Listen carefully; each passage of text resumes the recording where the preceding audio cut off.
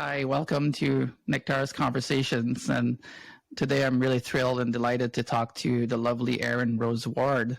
Erin was introduced to me by our friend Devin Walker about is it 6 months ago, I think, or I don't even know anymore. Time has been compressed or expanding the last few years, but it's been a little while, less than a year.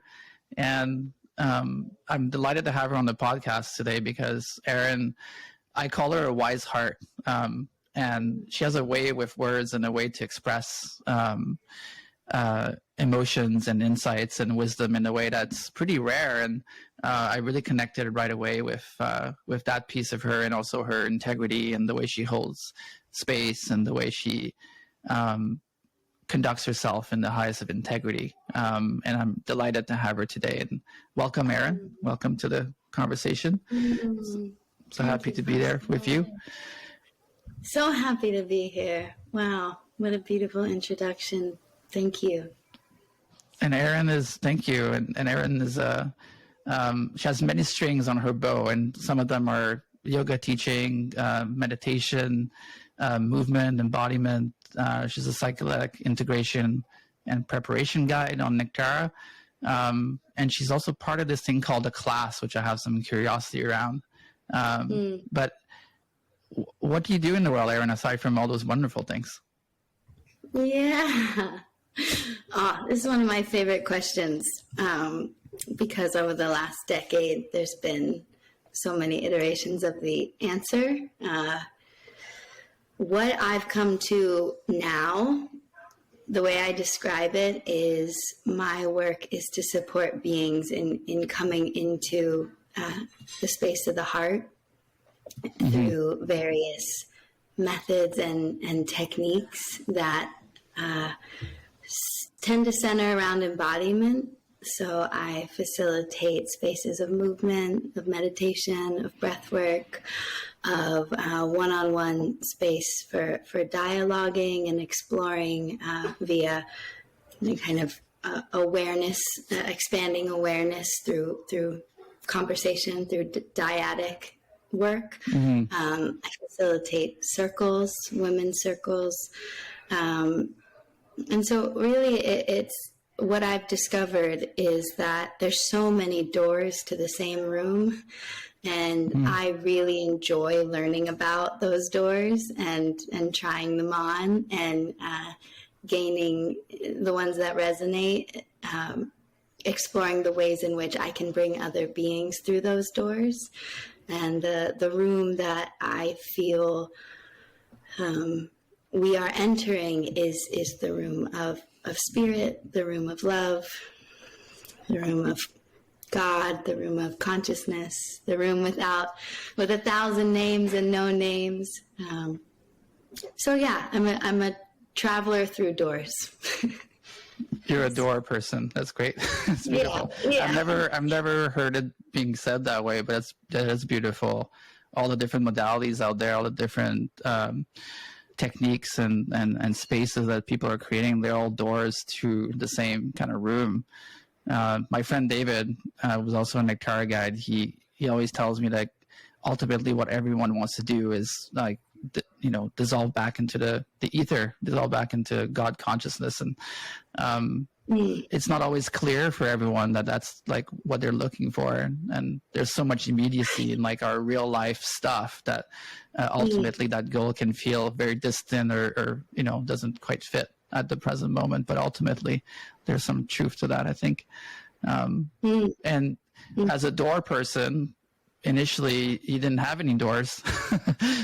So how did you enter your first door? Like, how did you start your journey towards embodiment and joy and love, really? How did you start your journey?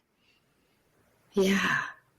Well, I really appreciate what you said. Our human stuff kind of it creates the layering of needing to utilize doors, because if we didn't have the human bit, we would just be floating in the room without walls all the time. So I've also come to this deep appreciation for the the teaching that is being a human. And my journey really started with that, being a woman, being in a female body, being a young woman, going to a big city, and having a lot of ideas and self-expectations about what I should be and what I should be achieving, what my body should look like, what I should be able to control.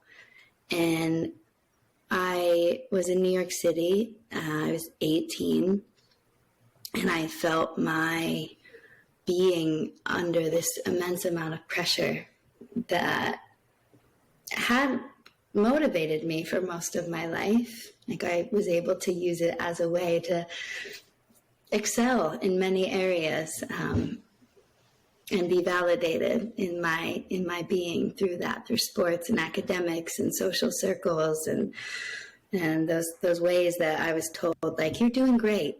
And then I got to New York City, and it was like, whoa, that's not here anymore. And my understanding of who I am isn't here. So my way of coping was I developed a pretty intense, I asked my body to go through a lot through an eating disorder. My love of embodiment and movement went from a tool to a weapon, and I weaponized it against myself. So I would spend hours and hours asking my body to be in intense movement and intense activity as a way to feel like I was in some sort of control, and that the power I was searching for reclaiming was available to me in those moments. And I look back on that time with more and more, the more I learn, the more I come into knowing of who I am, the more I have a lot of reverence for that time, and also how my body responded, because my body said, okay, you want to do this? I'll do it, because I'm here for you. So I was on this path of destruction. I hid it quite well for a couple of years until I didn't, until it was very clear that I was kind of disappearing. I was still achieving. It was a high achieving with this hidden darkness that was growing and growing, and desiring. Ultimately, I was desiring for someone to say, "Are you okay? Can I help?" I was desiring for an interjection, but I wasn't going to surrender to that until it was right in front of me. And it came in the form of a beloved friend in a New York City, 11th Street and Avenue C apartment, or a little 2-bedroom. We were at NYU, and one morning she just was like, look, I need to talk to you. You're becoming a ghost and you're disappearing, and I think you need help, and I love you. And it was so simple, and it was very strong of her, and it was my door to therapy, and my door to yoga, and my door to meditation. And so when I was, it was that brought me to the space of one-on-one therapy, group therapy. It was, I went to my first yoga class. I cried the whole time because it was the first time I felt safe in my body. And I was able to really utilize those spaces to begin my healing journey. And the more that I experienced the benefit, especially of the yogic space, and that as it happens, that led me to meditation, that led me to breathwork, that led me to spiritual texts, that led me to teachers. The more I recognize, I want to do this in the world. I want to be one who supports the alleviation of suffering, or at least makes the symptoms optional.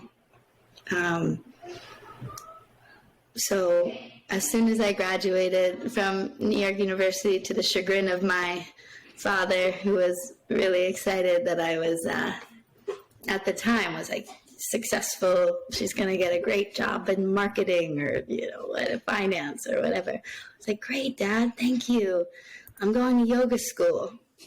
And at the time, he was like, first you're a vegetarian, and now you're going to yoga school. And now I can say we're in this place where he's come on many of my retreats, and we get to talk about the universe and the heart. So, but yeah, that was my journey into this world of doors and possibilities and realities that are different from those that we're maybe conditioned to see. And it's been on this journey ever since, and more of a student at this point in my life than ever. So I'm very humbled by all the doors.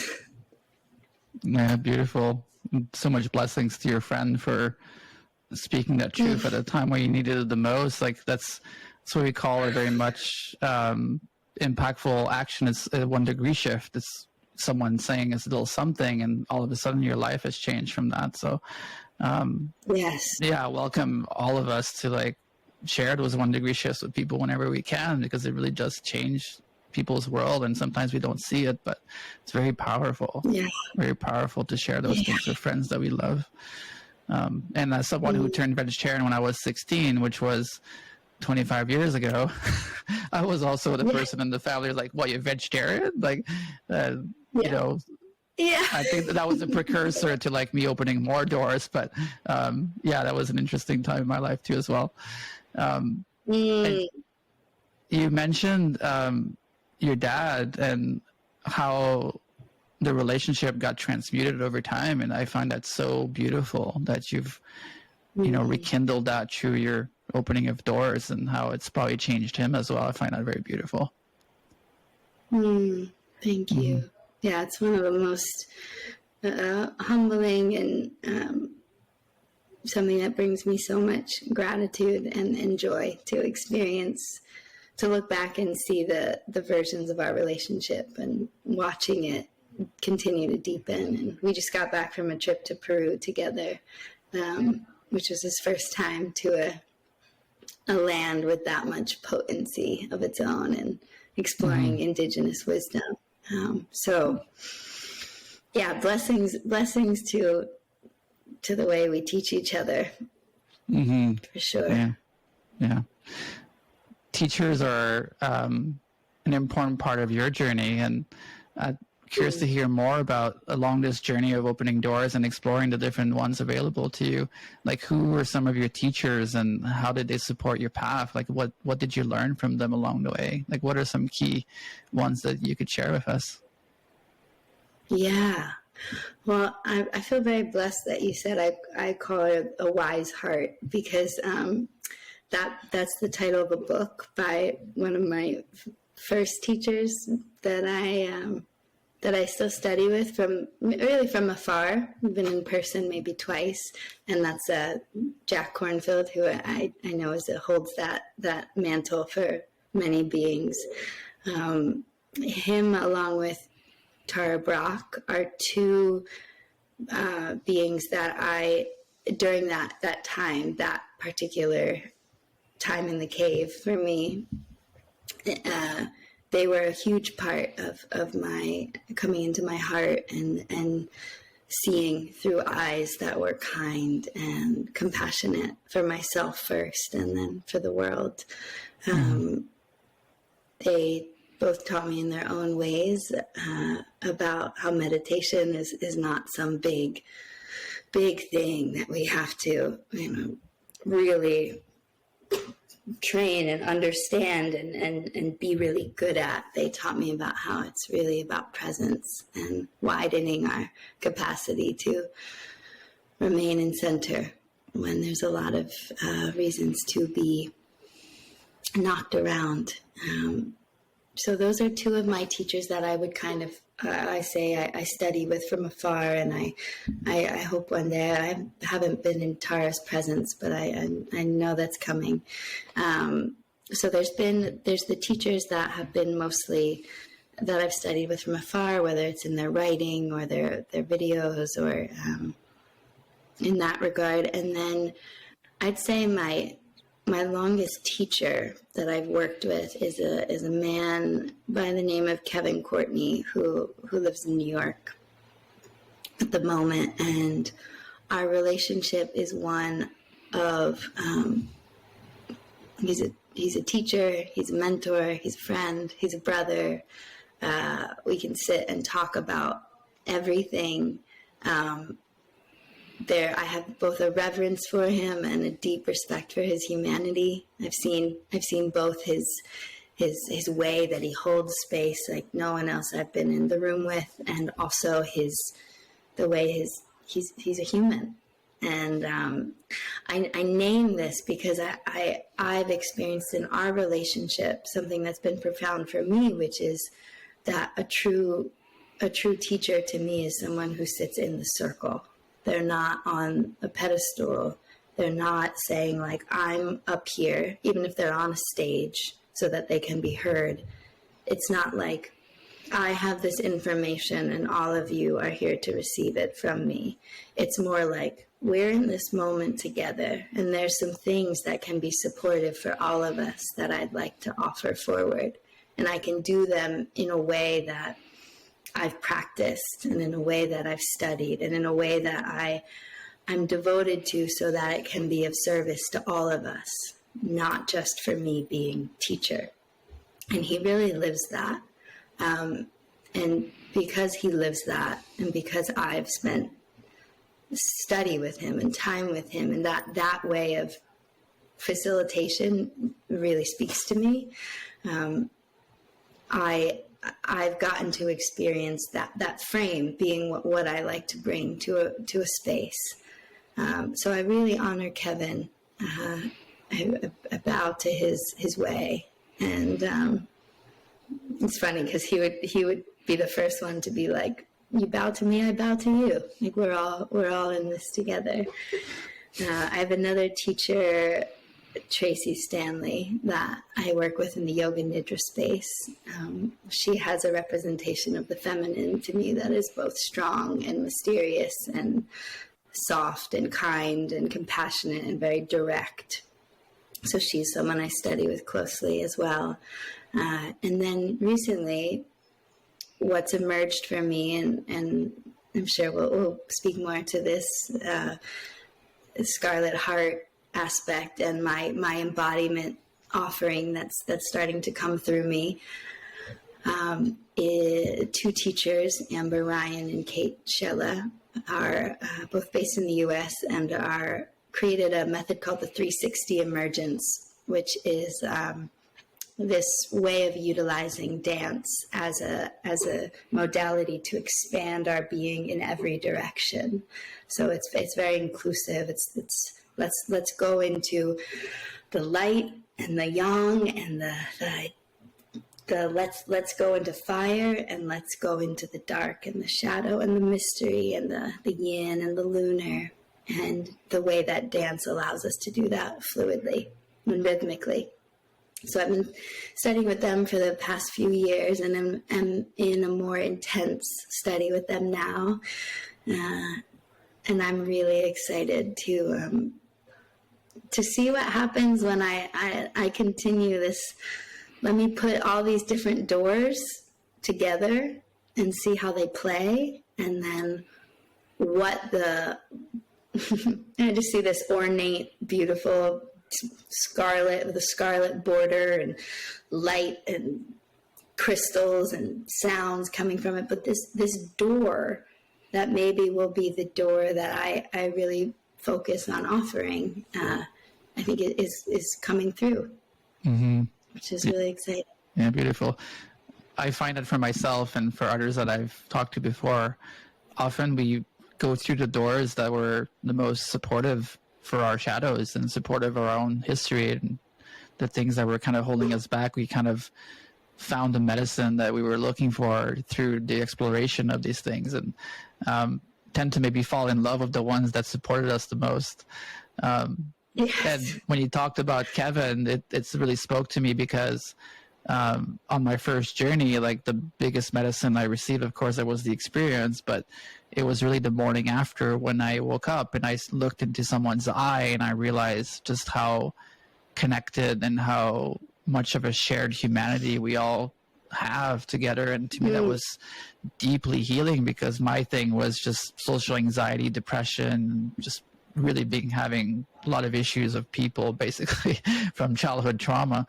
And it was that connection of like, wow, we're so much more similar than I ever thought. And like, we're so connected, and like, what can we do when we work together to create something? Then the limits go away and the barriers go down, and you can start fully showing up as yourself. So I really resonate with people that hold space like that, as well as, you know, from a very, you like to say the word human. I really like that, from a very human, humble, generous way. And yeah, it's a great teacher to have in your life. Going back to your first foray into maybe the plant medicine world, I'd be curious to hear, like, what were some of the first early breakthrough insights that you received from your exploration in that world? I'd be curious to hear that. For sure. Well, I'd actually like to start with my most recent experience, because it feels really pertinent to this conversation. The last time I sat with grandmother was actually a few weeks ago, earlier this month. And the big message I received over the 3 journeys was everything you need is in your body. And the call was, I'm here, I'm an ally. This medicine is strong. This medicine is something that is powerful. And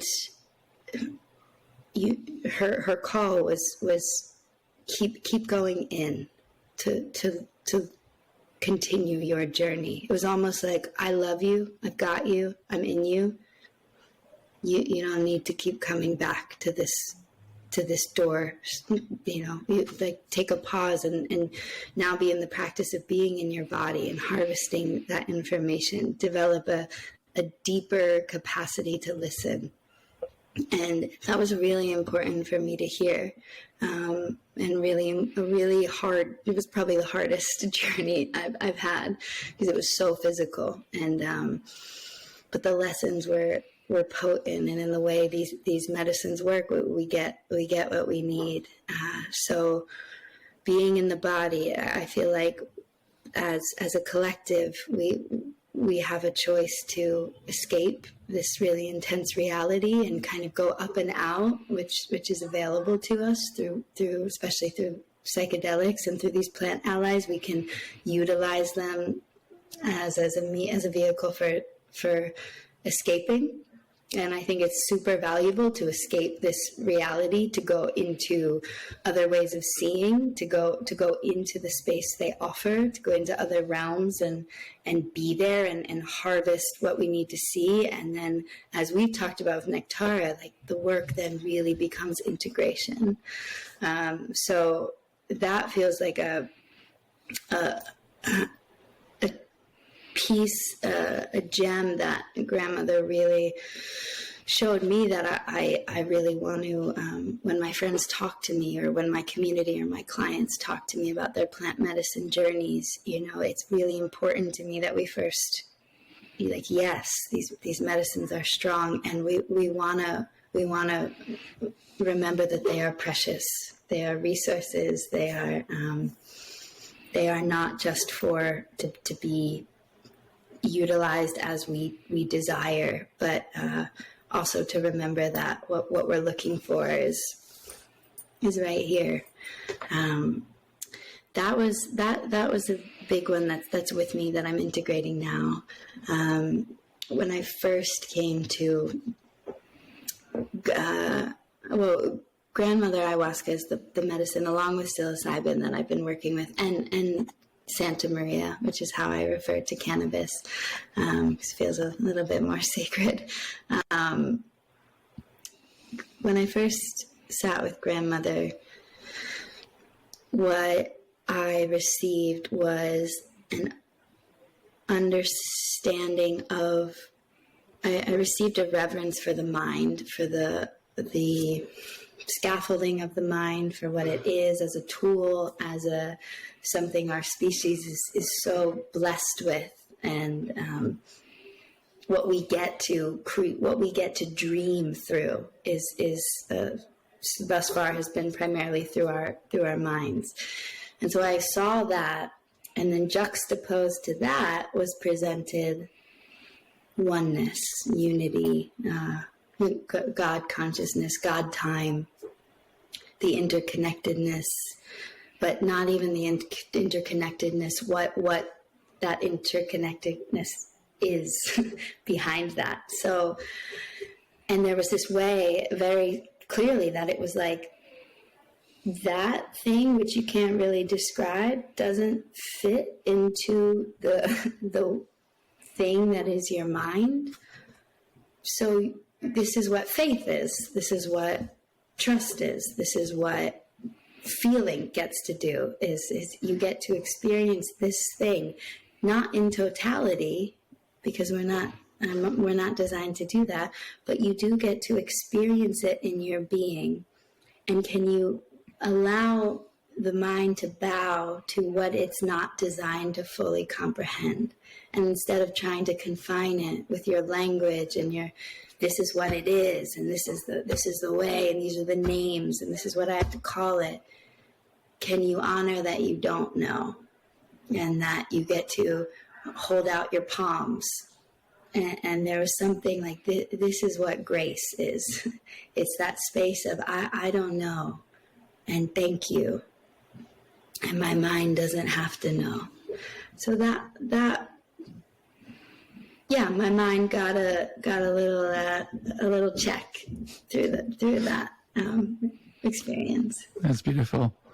Yeah, I connect so much with both parts, especially the first one, because and that's present in the space overall. It's just like there's a lot of chasing of healing and like peak experiences, and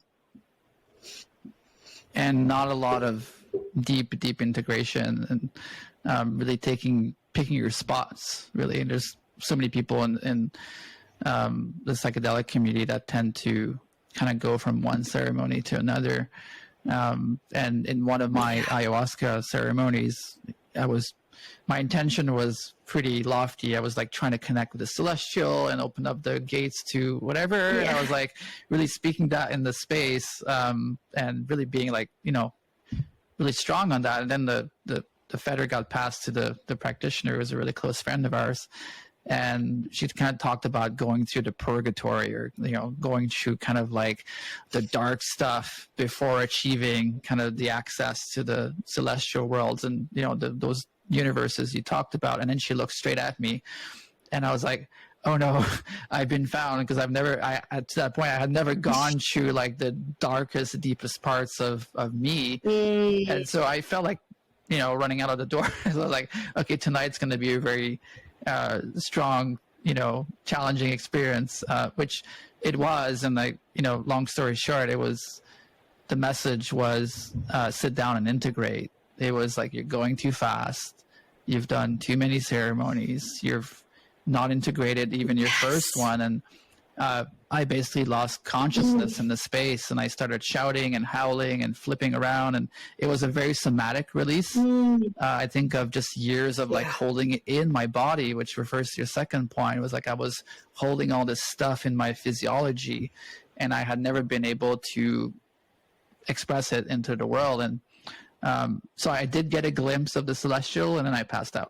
It was the perfect message. And when I woke up in the morning, like, so what was that all about? I was like, you know what? I don't know.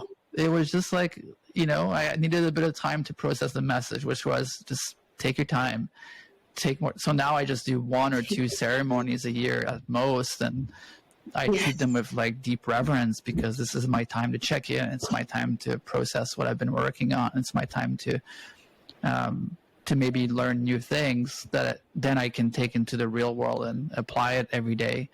And that's a philosophy that's been deeply nourishing for me. So when you say like everything is in your body, bring it back to yourself, it reminds me of a beautiful indigenous elder here, Duncan Grady. He always says like, it's all within your lodge, like come back in your lodge. And that's been a deep truth for me this year, is just like yourself, like walking that path of like, everything is actually here. Like, how do I connect with that resource and really embody those teachings that I've been blessed and privileged to receive through these experiences? And now it's time to really embody them in my physiology and my actions. So thanks for sharing that. It really connected with my own path. So thanks for sharing that. Through those experiences and through those insights, what has been guiding principles for you along the way, and maybe even what's present for you after this new ceremony that you've had? Like, what are guiding principles that guide your life? Like, is there any philosophies that you come back to all the time to help guide you along the way? Yeah.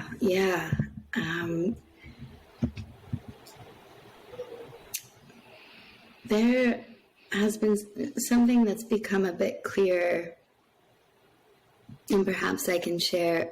I'll share a little bit about what this Scarlet Heart has been, because that has become the Scarlet Heart was first introduced to me in a meditation where I just felt this thing that had like a red pulse, scarlet experience in my chest. And I was like, oh, heart, right.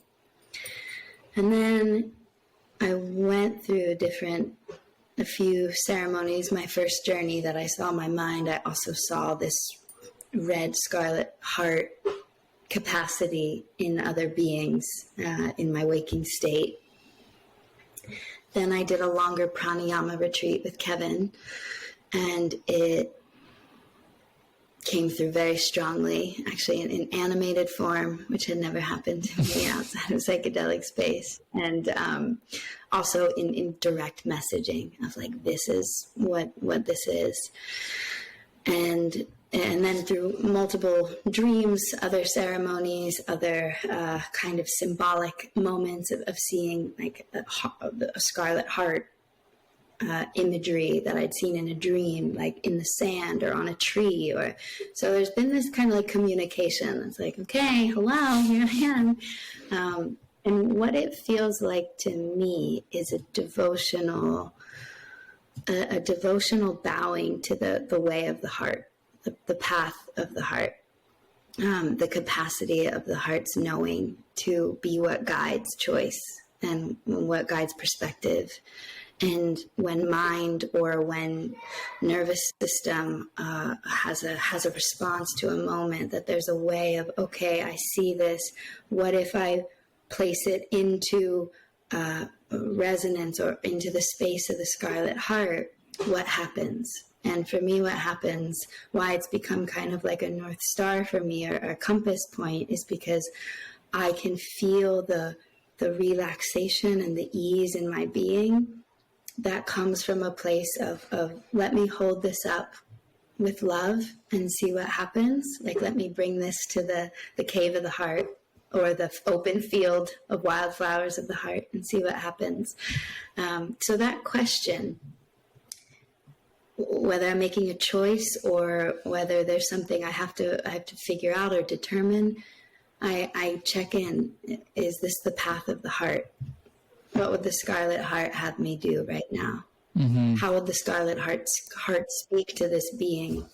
Am I in resonance with the Scarlet Heart? And it's a feeling I have. It's like, yes, or it's like, no, so there's this immediacy to the answer. And if there's not, then I know that I can't quite hear. There's something that's louder for me than the Scarlet Heart. So that's where it's like, okay, I really need to go into practice. I need to move my energy. I need to dance, or I need to lay down, or I need to go take a walk in the woods, because I can't fully hear my heart because my mind is so loud.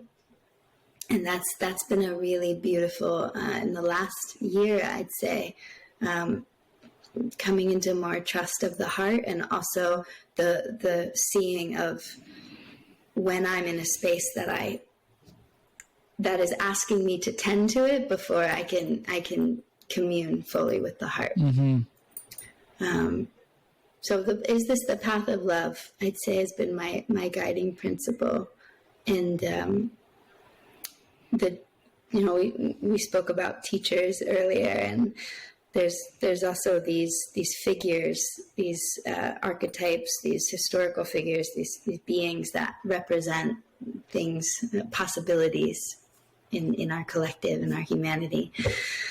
I was raised Catholic, so Jesus was in my life a lot, and there's this way that I've come to understand his experience and his humanity and his devotion to the path of love that really resonates with me, and has a lot to do with like, feels very true for this Scarlet Heart, like his that sacred heart that has become an emblem of him, and the Scarlet Heart, there's something that they carry that I'm still learning about and in conversation with, and also Kuan Yin, who is such a open arm, radical compassion that also rides a dragon and has this fierce, like, integrity to it too. It's like I'm holding love in a really good way, and I'm holding it for myself, and I'm holding it for all of us. And that might mean I have to show up in ways that are uncomfortable sometimes, because love isn't always sweet and easeful. Sometimes it's hard truth. Mm-hmm. So that, I don't know if I answered your question, but that feels like my guiding well, light. It's a pretty good one. Right Thanks now. for sharing it. It is a powerful one. We live in a bit of a paradoxical world where, like, the information age is accelerating, and there's much more stuff that we can be paying attention to, and the world seems to be asking us to keep paying attention to all these different things, like 20 things at the same time during the whole day, like pinging us, or like notifications, or like, it's accelerating at the same time. Like, what it's actually asking us to do, what the world is like needing right now, is actually slowness. It's attuning to the sensations that are not present in our mind, which are present in our gut and our heart. There's really three brains that we have. And I think this return to love, and Susie Rowe has a beautiful song called Return to Love that you might enjoy. It speaks about returning back to love. That return to love could be, one of the main guiding principles the world needs to heed more and more, is just, going back to the heart. What are examples? And I'm in the same process too, of like going down from the mind more into the body and more into the heart. And I'm curious, what are examples of ways that your actions have changed after you tuned into the heart? Was there something you were doing that was not in alignment, and how did you work through that when you came back from the ceremony? Yes, it's a great question. I think one of the big things you said was like slowing down and working with the part of me that starts to feel like, what do I need to be doing right now? Like I've seen this kind of funny way, and I'm like, oh, that's really sweet. There's this like interesting that pressure piece I've talked about, and I have a lot of fire in my system, but it's like, okay, how do I be the most love in the world now? Like, how do I make it happen? How do I, like, what am I creating? What am I doing? Like, let me go, let me do it. I want to do it. I'm ready, kind of thing. But it creates a lot of tension when it's not time to do. And when, when it's not clear. And so there's this way that the path of love says, like, hey, maybe there's nothing to do right now. And can you trust that you'll know right action when right action is needed? And it might look a little bit different than you're used to. It might not be the productivity that you're used to, or that you hold yourself to. And I think that's something interesting that is up in the collective, is like, do we want to do this the way we've been doing it? Do we want to approach work and our relationship with, especially in the U.S., and it might be true for our Western mentality of what are we devoting to? Do we want to keep doing it this way? And the story I'm in, the story I'm telling myself, that's also something I've been checking in with the heart. Like, what is this story? Do I want to keep writing this one? Or is there a new story that wants to be written? When I go in to teach or hold a space, I prepare, and I tune into what I'm feeling, and I prepare, and I get everything I need in order. And there's been this additional, like, I release to love. Like, if my intention is to show up as the highest form of love to this moment that I can, then the grip I have on how it needs to go or what it should be, like, that has softened, because it's like, it's not about me, and I think some of that, like, let me do this really well, is the part that wants Erin to succeed.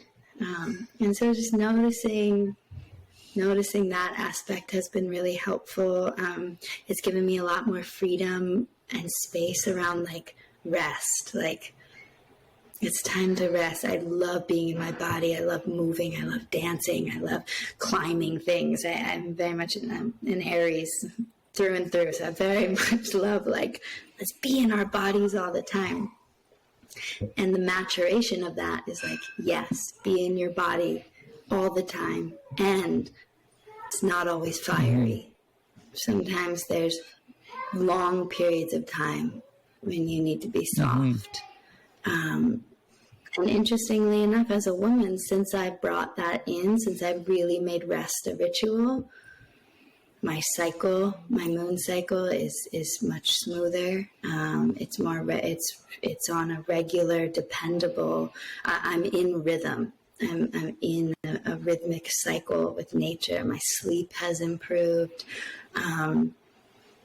My relationship with food has been a journey, I'd say.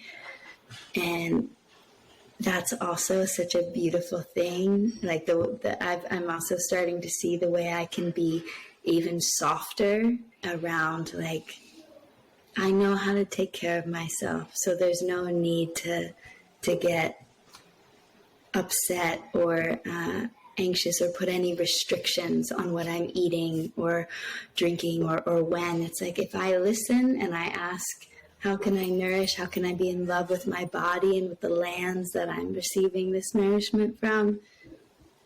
Then I'm good. So there's a way that love has given a lot of, this path of the heart gives a lot of freedom and a lot of spaciousness. And I'm one part of the Scarlet Heart.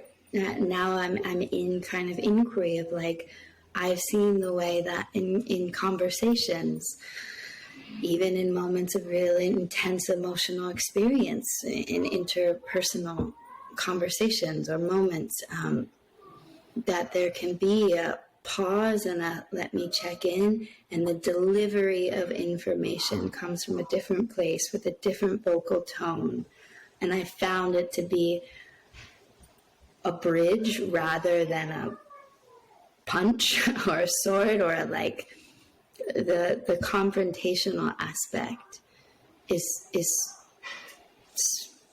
the confrontation might not be softened, but the the delivery is in a way that allows another person to meet, because they're meeting in a space of love. Mm-hmm. It's like the thing that says, I love you and I'm hurt. I love you and, this is what's alive for me. So it's also helped with communication. And that's very interesting to me. And I want to, there's a way that I desire to bring that into a form that can then be received by beings and utilized as a tool. So that's what the Scarlet Heart is kind of in this inquiry of now how do I share this in a way that can be another door? Yeah. Beautiful. I was at a breathwork training a few weeks ago, and this wonderful man called Rudy said that honor the spirit of the words before speaking them. And I so connected with that for myself, and the way he was communicating was like a deep space of presence and reflection and groundedness.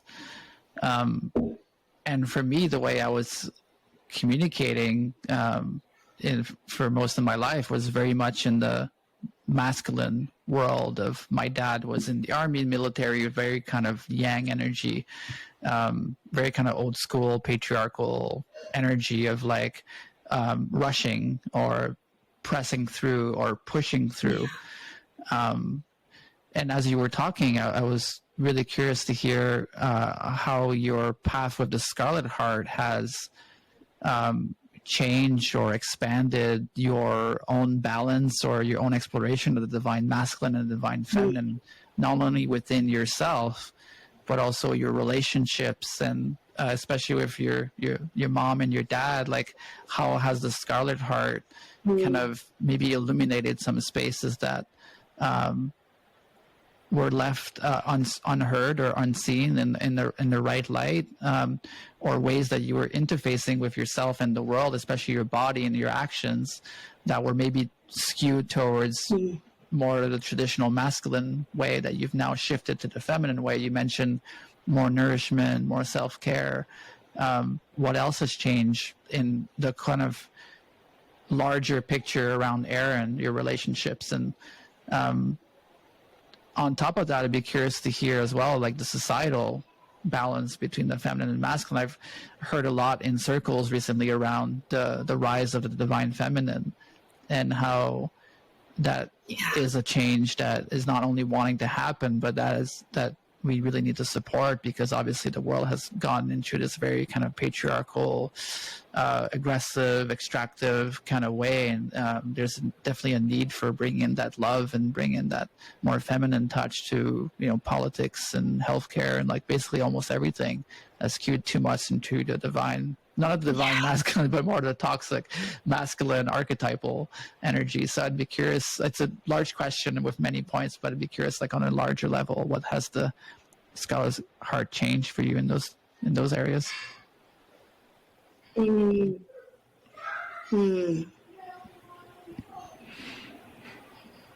It's such a potent, big space that I mean, on Nectara, Devin, who you mentioned earlier, Devin Walker, a dear brother, and I will be exploring this topic for weeks and weeks in an offering we're co-creating. So I'm it's with me as I go into that preparation. Personally, the way that this has come through is recognizing this love of the masculine in myself, this love of when I need to, I can show up, I can get things done, I can go from A to B, I can use willpower, I have strong will, I can my beautiful beloved says, it calls forth this sword of truth, which is a masculine quality of like, I will say what needs to be said. I will do what needs to be done, and I will hold space, like this idea of if we look at the yogic tradition, the masculine being the thing that holds the space, and the feminine being the thing that creates inside of the space. Like it's the movement, and the masculine is the thing that holds it all. And there's these energies are so dynamic and so complex. And I don't pretend to be an expert on them, but how I've experienced it in myself is honoring that piece, and also honoring where it's overpowered and where it's dominated the other aspect, the other side of it, which is like, I don't need to know. I can take my time. There's so many ways to get to B, from A to B, and it might be going all the way around, drawing mandalas in every direction, and then actually not even coming to B, but coming over to M or some other place that I didn't know I would be. So there's this dance with the mystery that I find is just so nice to bring in conversation with the part of us that can get things done and do and plan. And that aspect, like the what is my relationship to the mystery, to the unknown, to the I don't know, to the let me go into rest as a way of creating, rather than let me go into doing as a way of creating. That's been a really important space for in my own being to recognize that it wants to come through, and also honor the discomfort of that for many of us, because that's not what many systems we're in or places we're in reward. You know, there's not really a lot of space for the I don't know, and I'm just gonna rest in, and when I know, then it'll be time to act. You know, it's kind of doesn't work well with, well, your deadline's next Tuesday, so you better know by then. And I would say it comes through me. I work a lot with imagery, and things tend to make sense through images for me. And I see the power of the sword, or the straight line, or the arrow that I identify with this yang, masculine. And I think we're developing new language as a collective, because we really do want to take out the gendered piece of it. But for now, the language we have, the masculine, that kind of directness. And for me, what's been so powerful with the Scarlet Heart is seeing myself as a sphere, seeing myself as, yes, I have that. I have an axis. I have a rod of integrity that is necessary. I have this thing that can hold center.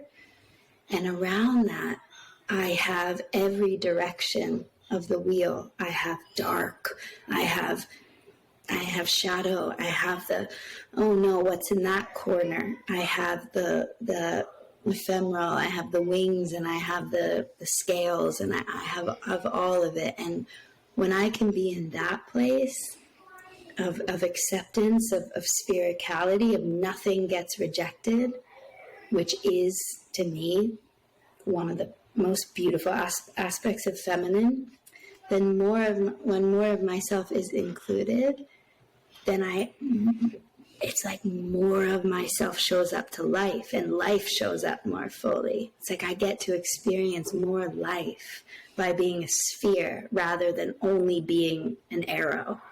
And therein, to me, lies the courage it takes to dance with the feminine, which is like, yeah, we're going to open the closet, and we're going to see the shadow that's in there, the monster that we don't really want to look at. We're going to welcome it, because if we do that, we're going to find out so much. There's so much to learn from that. And then because of that, there's so much more life we get to experience.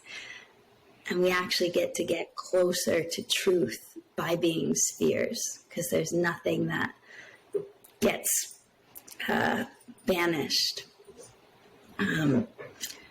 So that's what's currently alive with me about That's that. beautiful. Loving the darkness, because the darkness holds the light.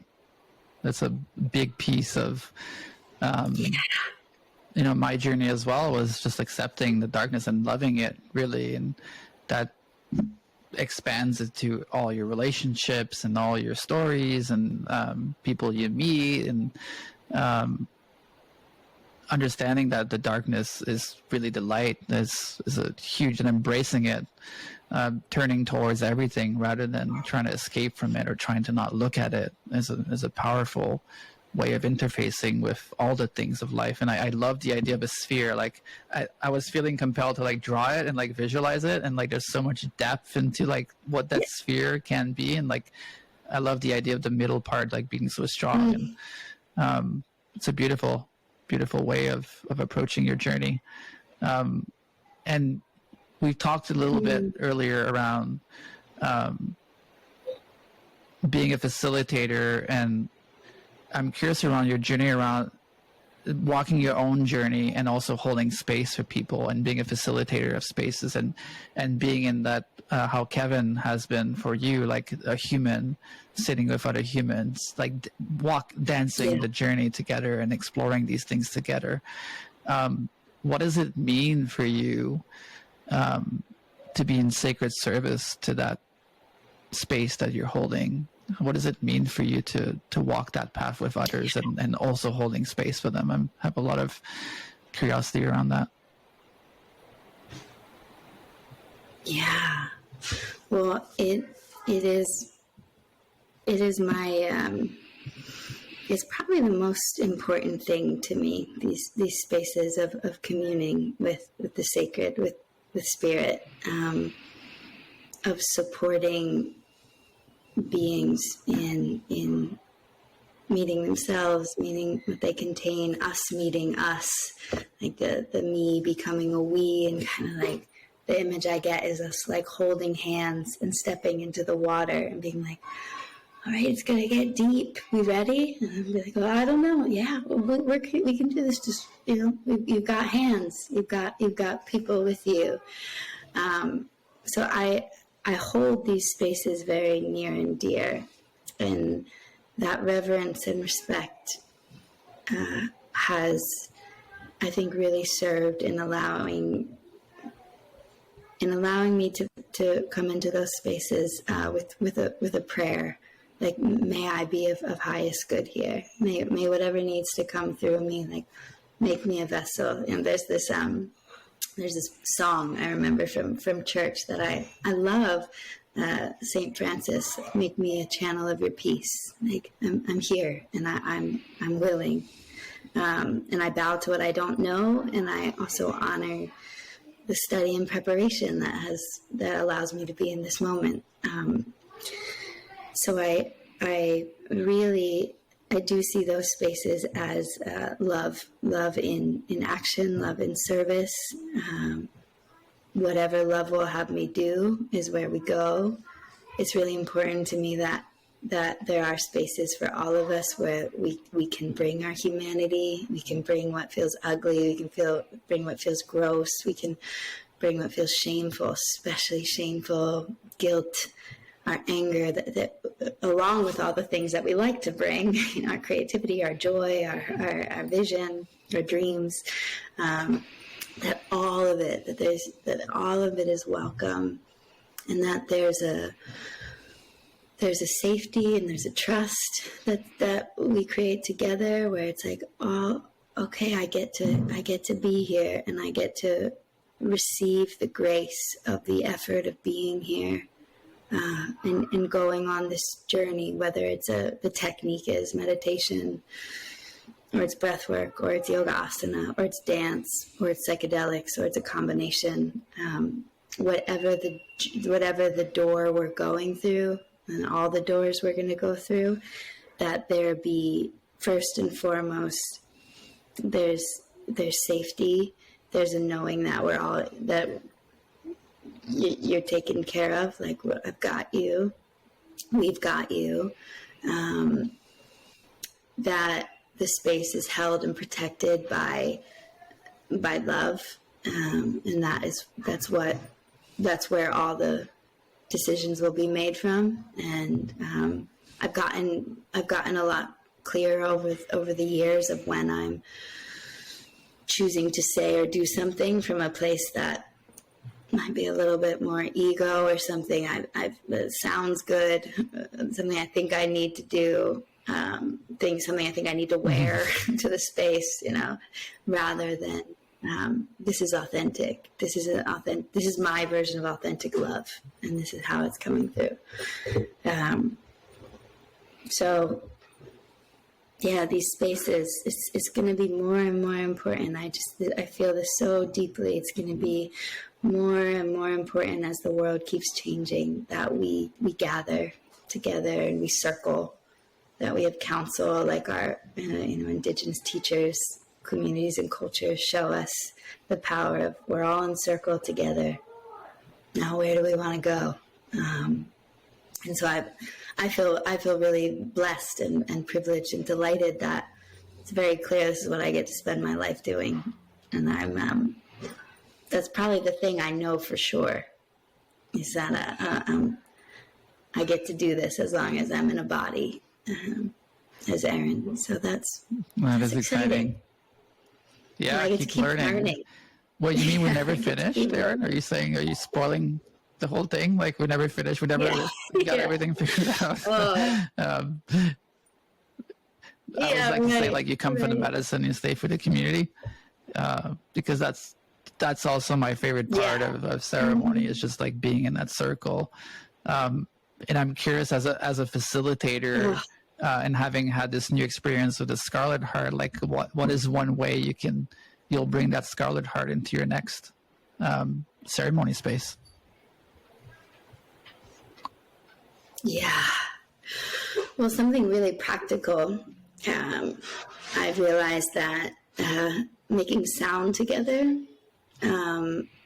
humming specifically for a period of time. I love oming, I love chanting.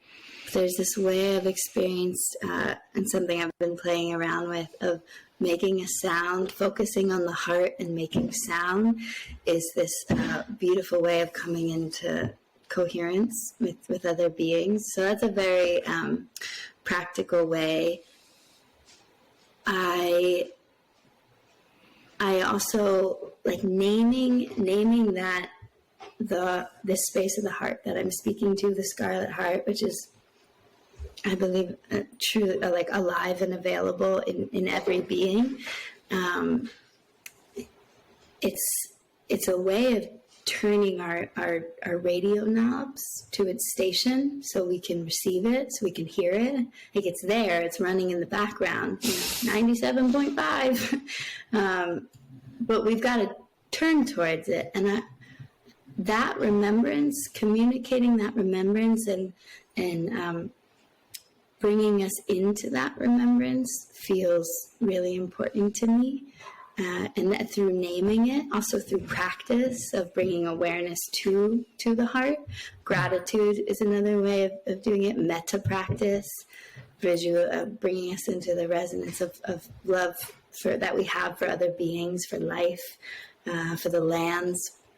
Tonglen, another Buddhist practice that is really supportive in tuning our knobs towards the station. So emphasizing the practices that bring us into that is at the top of my priorities. One of the most powerful practices I've developed for myself or been inspired by others to do is just waking up in the morning with a gratitude prayer, and connecting with my heart before I go out into the world. Like, that's such a powerful and simple practice that has really transformed my life, because before I interface with the world, I share my gratitude to my friends, my family, my community, my guides, my teachers, Pachamama, really thanking the planet. Is such a very deep, powerful practice of just saying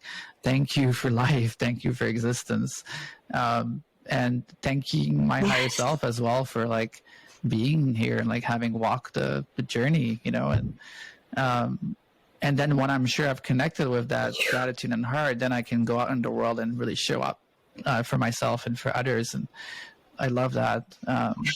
And in ceremony space, I found that the safety and the trust of the container, like, brings down the barriers for everyone, and then we can just be ourselves. And it's funny because I've taken pictures with groups before. Like the first day we arrive, it's like kind of like tight and like a little bit like not sure, and then like 3 days later, it's like we're all like hugging, and it's like the whole space is completely changed. It feels like a childhood memory of like how we used to be. You know, it's like a piece about remembrance is like such a key piece of our journeys. It's just remembering who we truly are. It truly are love beings. We truly are love beings. And once we feel that in a space, even just once, you can't go back. It's like you felt that. And I feel like that might be part of the chasing of the healing, is like we keep wanting to go back to those spaces. And as I've walked my journey more and more, it's this idea of like being a portable ceremony. You can walk yourself anywhere with that.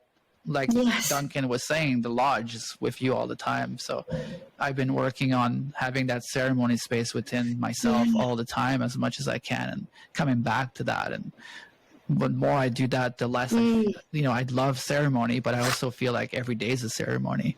And that really changed my life, to be able to connect with that. And to do that, I really had to excavate a lot of kind of the resistance, and there's still more, and in terms of like making space for that love to be fully present. So that's a bit about my journey with accepting love and having ceremony as part of my everyday life. I'd like to talk a bit more about kind of the psychedelic space in general, as you were talking about being a facilitator and holding space with people.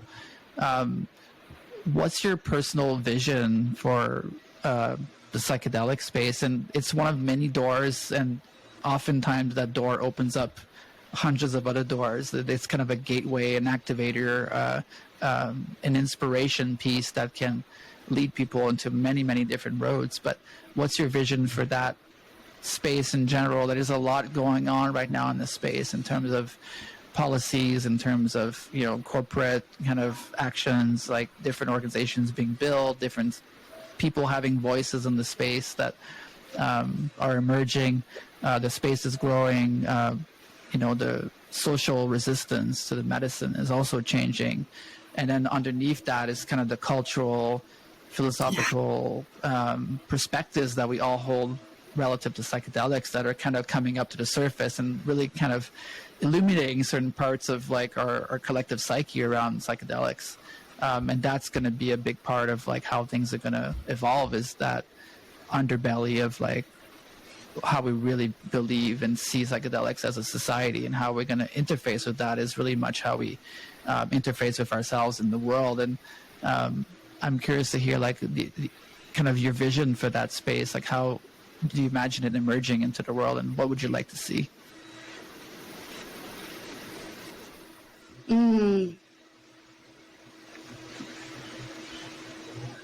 Yeah, this is it's such a potent, important. I love how you phrase the question. What's your vision? What's your dream? Because more and more I'm realizing that this is the way we dream the next reality, is we speak it, and we hold it as possibility. And I really am excited to do that in community, and as a friend calls it, like dream in unison. Like, what do we want this really important space to be?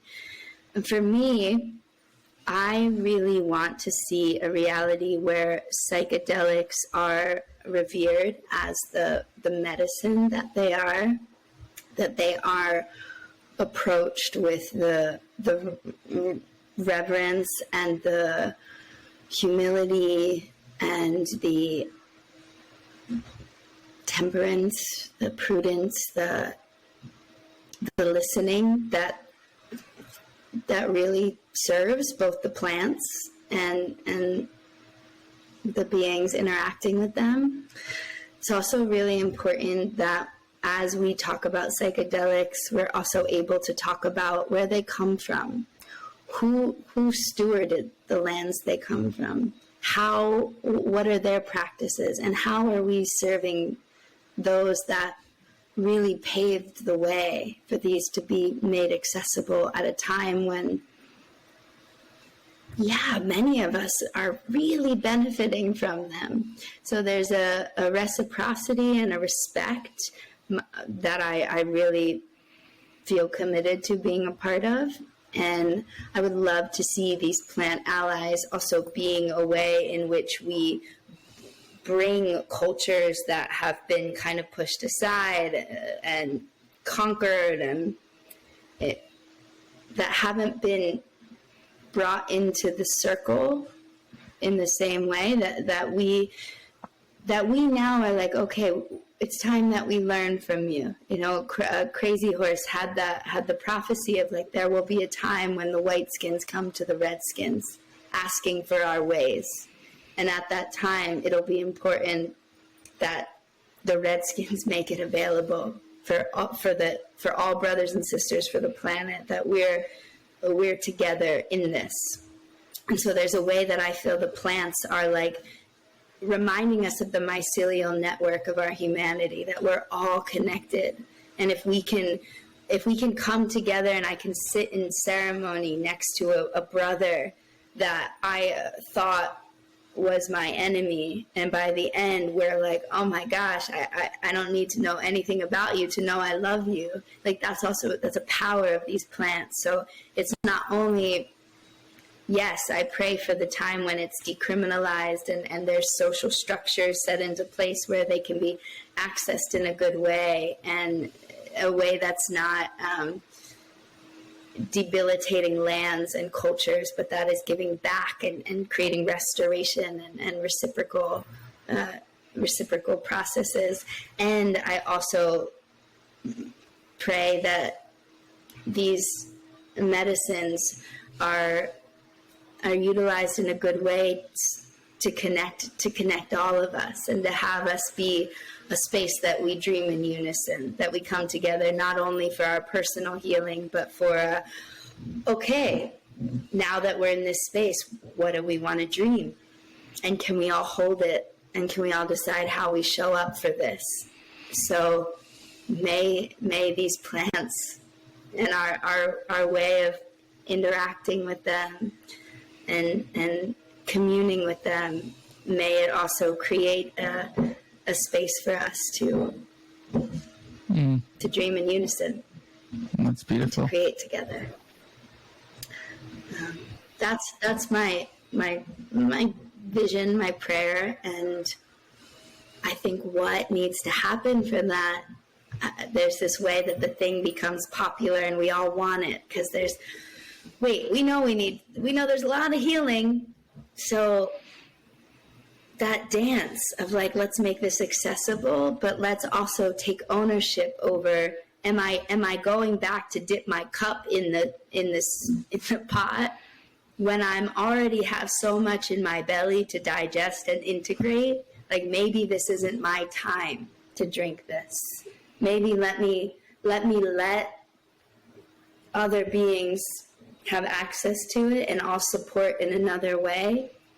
So I think there's a collective Western maturing around our use of these medicines, as I know Nectara is really passionate about as well, where we don't end up in the situation of we've overused and abused and taxed these allies in a way that makes them unavailable, and causes more harm to the lands and the cultures they come from than any of us intend. Yes, intention is everything in the way we connect with the plants and connect with the medicines and connect with the communities from which they come from. And I always feel like such a deep, deep sense of privilege to be able to experience these medicines especially when it comes to Wachuma, for example, where the Indian people thousands of years ago were persecuted for their use, and how they protected the lineage and the culture and the teachings. And then whenever I drink, that's the first thing I connect with is just thank you so much. There's so much history and so much reverence that comes into the space, that it's a huge privilege, and the way we interface with them is a really key piece of what you're talking about in terms of like growing the space in a good way. Is just really starting with like deep intentionality and connection with the values that of love, really, and respect and sacredness. And you touched a little bit on the topic of integration. It's often something that in many spaces is kind of like secondary. A lot of people are kind of after the peak experience. I'm curious what your relationship has been around integration over the years. When you entered the spaces in the beginning, like, was that part of the language being used? And what has changed since then, like as you're integrating your latest ceremony? I'd love to learn more about your own personal integration process, and also what are things that people often forget with their integration, and it's always different for everyone, but in general, what are kind of maybe pointers you can share with people around integration? Love to hear that. Yeah. One thing that I agree with you, that there's not a lot of conversation about it for a couple of reasons. That I think for a lot of places that are holding these spaces, that is the primary piece, and that takes a lot of energy and resources and time. So I'm really grateful for the existence of Nectara and places and spaces that are like, great, come with us to support this really imperative, probably the most important part of what you're doing, is to create the bridge into your reality, your lived reality. That was never really, was not emphasized. One of my teachers, a beautiful man named Dennis, who connected me to the Yawanawa lineage in Brazil, they have a saying, close your lips and open your heart.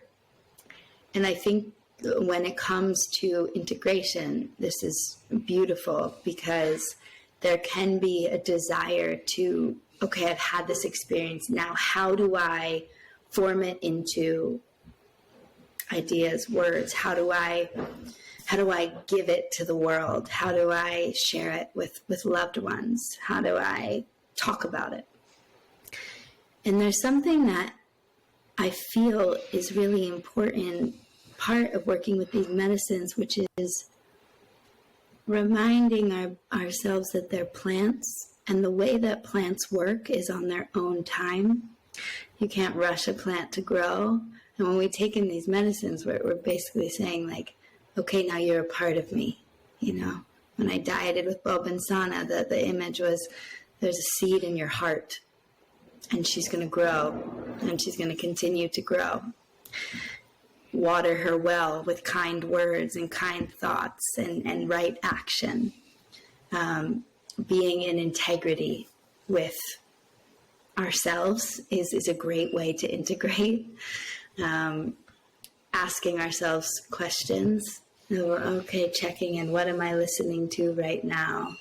Is the choice I'm making, is that in alignment with what has come through? So it's kind of, and you might have said this to me, Pascal, when we first talked about how integration is a moment by moment, day by day thing. How we will integrate. There's nothing we have to, quote, do in order to, like, okay, now I'm integrating. We do, the important piece is to allow the space for it to happen. So to not give away the experience by speaking about it to everyone, by, okay, now I'm going to change my life in this way. Now I'm going to make these drastic life decisions because of what I saw. I think there's a wisdom that's being asked of, like, okay, let this information, trust that it's permeating your cells. Trust that it's moving through you. Trust that it's going to inform, that you're going to have, if you're listening, you're going to have different cues from your body or different feeling. Oh, actually, that doesn't feel, I'm going to listen. That doesn't feel right. I'm going to listen to that. So this heightened way of listening feels really important. Things like personal practices, writing, is super powerful, giving yourself another way to process that's just for you, communication with you. I also find it really helpful to dance. That's my personal practice of like, if I can pull forth what I received in ceremony, the bits that are with me, and then I can move my body from there, I can have a rhythmic dialogue with what I saw, with what came through. And it doesn't have to lead to anything. It's just another way of making space for it to land and inform who I'm becoming, what's emerging, how life wants to move through. Embodied practice. Something super practical that I finally learned is like when you're in ceremony space, going directly into, okay, I was on ceremony that ended Sunday and I have a 9 a.m. meeting. Not the thing to do. Like, really give ourselves some time of non-doing after the ceremony, because also psychedelics, part of their thing is they're a lot on the body. They're a lot on the body. They're a lot on, we take them into our blood. They process through our liver, through our kidneys. With grandmother and with other plants, you're up most of the night tends to be when we work with them, and so there's this taxing on our systems that is also important to allow a lot of soft space on the other side of, to come into balance and to come into, okay, I'm offering fortification to my being after that experience. Working with dreams is also really helpful, because the dream space is liminal space. And so setting the intention, may I be available to receive the wisdom from my dreams? May I remember my dreams, so that when I wake, in the morning, writing down as much as you remember right away. Over time, I found that after even days of doing that, you can recall more. And then writing them down, and the way I work with them, there are people who study archetype and who study images and who study symbols. I really identify with Carl Jung's perspective, which is what you see in your dream is going to be completely unique to you and your psyche. So the way you work with it is to be in relationship with the dream, be in dialogue with it. What do you have to show me? What could this be? How does this dream feel? Is there any message that I received from this? And maybe I don't know, and I just recognize the dream, and it might show up again in some capacity. So working with dreams can be a really nice way of continuing that kind of communication with that the plants offered us, and the liminal space, spaciousness, time, trusting that things reveal at the time that they need to reveal. I'm still processing. Things are still popping up for me. Awarenesses are popping up for me from ceremonies I've done years ago. I did a dieta a year ago. It was when I sat with the master plant Bobensana along with grandmother ayahuasca, and I'm pretty sure I'll be integrating that experience for years to come, because of the potency and the way that these plants don't work with linear time. They work with big time. So taking the pressure. The last piece of integration I want to name is I've felt, and people have come to me, with people I've worked in these spaces, there's just a little bit of a giggle we have, because I'm like, I'm so happy that I get to support you in integrating, and I also want to take all the pressure off of an expectation off of you integrating well, like that you do the right things in order to achieve the integration that is the best, you know. So there's some of that I think we have to call out. Like, okay, there's a little bit of trust here, spaciousness and trust and ease, and we'll see. Yeah. We'll see. That's a what very comes Scarlet forward. Heart way of describing integration. I love it. It's more slow over fast, like nourishing over like discombobulating, taking time rather than jumping in, like micro integration, like microdosing integration, rather than like, oh, I have this big piece coming up. I need to have it solved by the end of next week. Because psychedelics disintegrate in a way, and then you need to reintegrate after. Another piece I'd like to add to the beautiful tips is the idea of instead of I got this, it's we got this. So calling in support before and after the ceremony, like who's available to support me. It could be an integration guide, it could be a body worker, it could be a sound journey person, it could be your best friend, it could be even your dog, you know, like creating sacred time around before and after to connect with those resources and not having to walk the path alone. It's a big thing around what we're doing at Nectara is like connecting people together, because it's so much more deeper and more resourcing to have people walking the journey with you. But thank you for sharing those beautiful advice. And now I have a couple of rapid fire type questions, things that I'm curious about. Maybe people will be curious around as well. Are you ready? Ready, Teddy? So what's one thing you'd like to tell your 20-year-old self? Yes. And it could just be like the first thing that comes to mind. Just be intuitive about it. Don't try. Don't try so hard. How relieving is that? You don't have to try so hard. This is great. What's your favorite book? Great.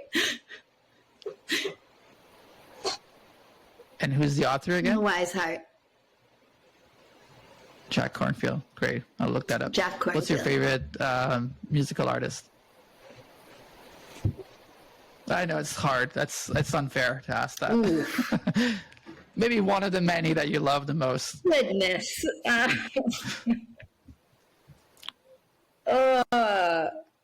Right now,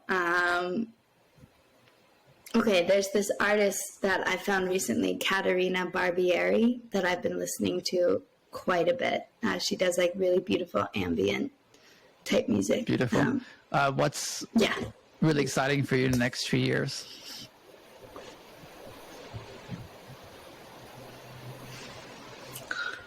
The ways the Scarlet Heart is going to make its way into the world. The spaces it's going to open. For what's one person in the psychedelic space that you'd love to meet?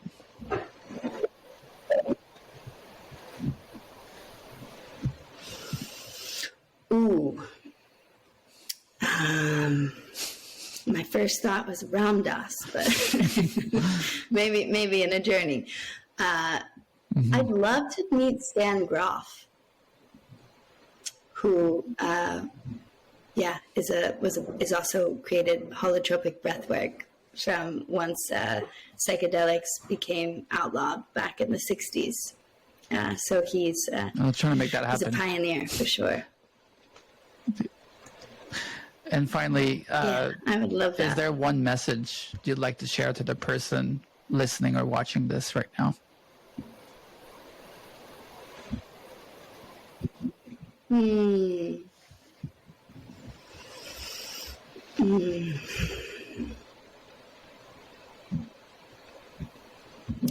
Being a human is a complex, beautiful, challenging experience.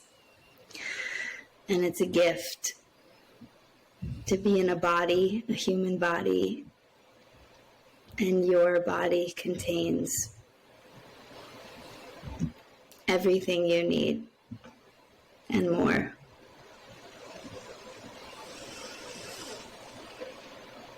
Perfect. Yeah. Thank you, Erin. That's it.